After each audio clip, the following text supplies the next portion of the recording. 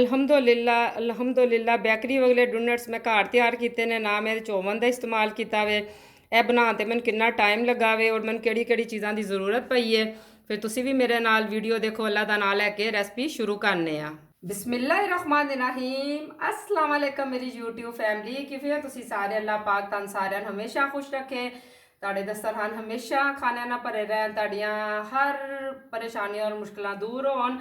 तुहाडे नाल मैं जी रेसिपी शेयर करन लगी और मैं बना लगी है डोनट्स जिहड़े कि बच्चों वड्डियां सब नूं बहुत ज़्यादा पसंद होंदे गए ने और जिहड़े बहुत ही ज़्यादा आसान बनते हैं। तो घर किस तरह बनते हैं तो मैं तुहानू सारी रेसिपी तुहाडे नाल शेयर करांगी। तो तुसी वीडियो अच्छी लगी इन्हूं लाइक करना, शेयर करना, चैनल ते नवे आए हो चैनल सबसक्राइब जरूर करना, नाल बैल आइकन नूं जरूर प्रेस करिया करो। तो फिर शुरू करने अल्लाह का नाम लैके तुहानू चीज़ां नज़र आ रही होणगियां सारियां जिहड़ियां पईयां होईयां, लेकिन तुहानू मैं स्टैप बाय स्टैप दसांगी ताकि कोई गलती ना होवे। इत्थे मैं 2 कप लै लिता वे मैदा, पमाइश करके मैं लिता है वे। कप मैं इस वास्ते कोल रखिया है टाइम की बचत वास्ते मैं अच्छी तरह छान लिता वे। उस तो बाद असीं इहदे च ईस्ट शामिल करांगे। बिस्मिल्लाहिर्रहमानिर्रहीम यह एक पैकेट पूरा है वे, यह हुंदा वे 1 टेबल स्पून। एक पैकेट जिहड़ा हुंदा वे ना तकरीबन 40 रुपए का आ जाता वे। असीं इहदे च शामिल करांगे बिस्मिल्लाहिर्रहमानिर्रहीम और इहनूं असीं ना अच्छी तरह मिक्स कर देना है भी ईस्ट नूं इहदे च।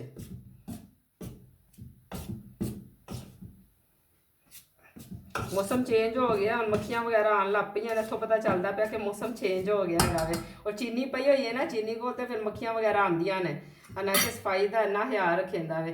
इत्थे मैं लिता है वे 1/4 कप पीसी हुई चीनी लिती है भी ये शामिल करांगे बिस्मिल्लाहिर्रहमानिर्रहीम। एक लिता इत्थे मैं अंडा बिस्मिल्लाहिर्रहमानिर्रहीम। 2 लिते ने मैं टेबल स्पून है ने मक्खन दे बिस्मिल्लाहिर्रहमानिर्रहीम। यह तुहाडी मर्जी है, तुसी आयल शामिल कर लो, मक्खन शामिल कर लो, घ्यो शामिल कर लो, यह तुहाडी मर्जी है। ये नीम गर्म दूध जिहड़ा मैं ना 1/2 कप मैं लिता है वे, यह भी ये शामिल करांगे बिस्मिल्लाहिर्रहमानिर्रहीम। अगर जरूरत पई तो नीम गर्म पानी मैं कोल रखा हुआ, वैसे सानू जरूरत नहीं पैनी हैगी। असीं हुण इहदी अच्छी जी एक डो तैयार कर लैनी, जिवें असीं आटा गुन्नने आ असीं उंदा आटा गुन लवांगे, क्योंकि यह चम्मच की मदद ना काम नहीं होना है, हत्थां नाल होना वे, असीं अच्छी तरह गुन लवांगे। अल्हम्दुलिल्लाह मैं आटा गुन लिता है जिस तरह असीं अपना आटा नॉर्मल रूटीन का गुनदे इस तरह असीं गुन लैना है, ना ज़्यादा नरम होएगा ना ज़्यादा सख्त होएगा। हुण असीं लवांगे इहो जिहा कोई बर्तन प्लास्टिक का जिहदे उपर कवर हो सके, मैं अच्छी तरह ऑयल लगा लिता सारी तरफ ब्रश की मदद नाल या हाथ नाल, जिस तरह भी तुसीं सारा बोल जिहड़ा ऑयल लगा देना है वे। फिर असीं दोबारा अपने हत्थां ते इंज ऑयल लगांदे होया यह जो पेड़ा वा असीं चुकांगे, क्योंकि इस चीनी असीं पाई हुई है, जो चीनी पई होवे तां चीज़ चिपक जाती हैगी है। यह हुण असीं पेड़ा इहदे च रख देवांगे और 1 घंटे वास्ते असीं इहनूं जरा गर्म जगह ते रखांगे। माइक्रोवेव भी रख सकते हैगे जिथे भी तुहानूं लगता है कि गरमाइश है हम असीं उत्थे रख देवांगे 1 घंटे बाद। 1 घंटा हुण हो चुकिया वे, हुण अल्लाह दा नाम लैके खोलने आ बिस्मिल्लाहिर्रहमानिर्रहीम। माशाअल्लाह तुसीं देख सकते हो इहदा साइज़ हुण डबल हो चुकिया वे। ते हुण असीं थोड़ा जिहा इत्थे आटा डस्ट करांगे, इहदी हवा सारी हुण असीं कढ लवांगे। अगर असीं आयल साइडां ते ना लगाया हुंदा हत्थां ते भी मैं आयल लगा लांगी जरा। ए देखो माशाअल्लाह माशाअल्लाह कितनी ज़बरदस्त जी डो तैयार हो गई है। हुण असीं इहदी हवा सारी कढ लवांगे, हत्थां ते आयल लगा लवांगे जरा।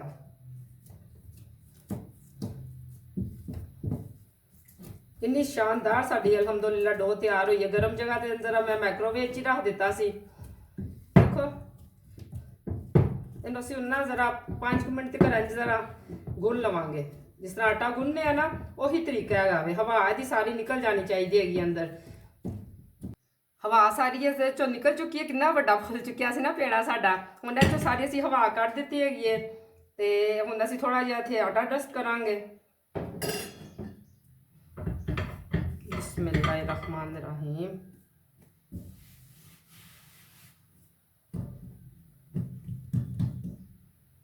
हुण असीं एक वड्डी जी रोटी वेल लवांगे, जिस तरह रोटी पकाईंदी है ना, रोटी वेल लैंदी हैगी, वेलने की मदद दे नाल असीं एक रोटी वेलांगे इहदी।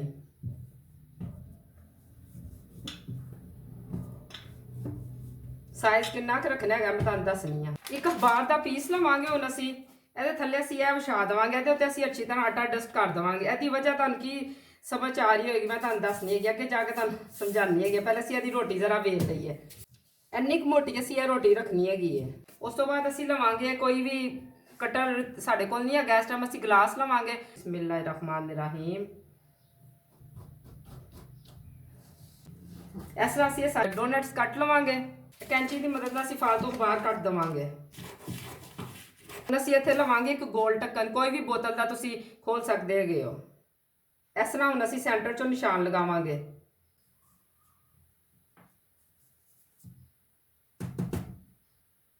ਨਾ ਇਹ ਦੇਖੋ, ਇਸ ਤਰ੍ਹਾਂ ਅਸੀਂ ਅਖਬਾਰ ਸਮੇਤ ਨਾ ਇਹਨੂੰ ਕਿਸੇ ਟਰੇ ਤੇ ਇਸ ਤਰ੍ਹਾਂ ਗੈਪ ਦੇ ਕੇ ਨਾ ਉੱਪਰ ਕੋਈ ਰੁਮਾਲ ਵਗੈਰਾ ਪਾ ਕੇ ਰੱਖ ਦੇਵਾਂਗੇ। ਇਸ ਤਰ੍ਹਾਂ ਮੈਂ ਹੁਣ ਬਾਕੀ ਇਹ ਜਿਹੜਾ ਆਟਾ ਵੇ ਇਹਦੇ ਵੀ ਇਸੇ ਤਰ੍ਹਾਂ ਸਾਰੇ ਡੋਨਟ ਰੈਡੀ ਕਰ ਲਾਂਗੀ। ਸੈਂਟਰ ਵਾਲਾ ਪੀਸ ਜਿਹੜਾ ਮੈਂ ਇੱਕ ਰੱਖ ਲਿੱਤਾ ਸੀ। ਬਿਸਮਿਲ੍ਲਾਹਿਰਰਹਿਮਾਨਿਰਰਹੀਮ। ਇਸ ਤਰ੍ਹਾਂ ਅਸੀਂ ਕੱਟ ਲਿੱਤਾ ਹੈ, ਆਰਾਮ ਨਾਲ ਪਕੜਿਆ, ਬੜੇ ਪਿਆਰ ਦੇ ਨਾਲ, ਨਰਮ ਹੱਥਾਂ ਨਾਲ। ਇਹ ਦੇਖੋ ਕਿੰਨੇ ਸੌਫਟ ਨੇ। ਅਗਰ ਇਹ ਕਾਗਜ਼ ਨਾ ਹੁੰਦਾ ਤੇ ਦੇਖੋ ਸਾਡੇ ਸਾਰੇ ਡੋਨਟ ਜਿਹੜੇ ਸਨ ਖਰਾਬ ਹੋ ਜਾਣੇ ਹੈਗੇ ਸਨ। ਦੇਖੋ ਮਾਸ਼ਾਅੱਲਾ ਇਹ ਕਿੰਨੇ ਜ਼ਿਆਦਾ ਡਬਲ ਹੋ ਚੁੱਕੇ ਹੈਗੇ ਨੇ। ਦੇਖੋ ਇਹਨਾਂ ਦਾ ਸਾਈਜ਼ ਤੁਸੀਂ, और सॉफ्ट बहुत ज़्यादा ने ना। इस तरह ही मैं सारे डोनट्स रखांगी, 4-4 करके 5-5 करके। मैं साइड चेंज कर दी है क्योंकि चीनी है, चीनी तुहानू पता है गल च जांदे सार जलन लग पैंदी है। आंच बहुत ज़्यादा स्लो असीं रखांगे। आस्ता आस्ता तुसीं इन्हां नूं हिलाना हैगा वे। देखो हुण माशाअल्लाह इन्हां नूं जिवें मर्जी कर लो हल्के हत्थां दे नाल।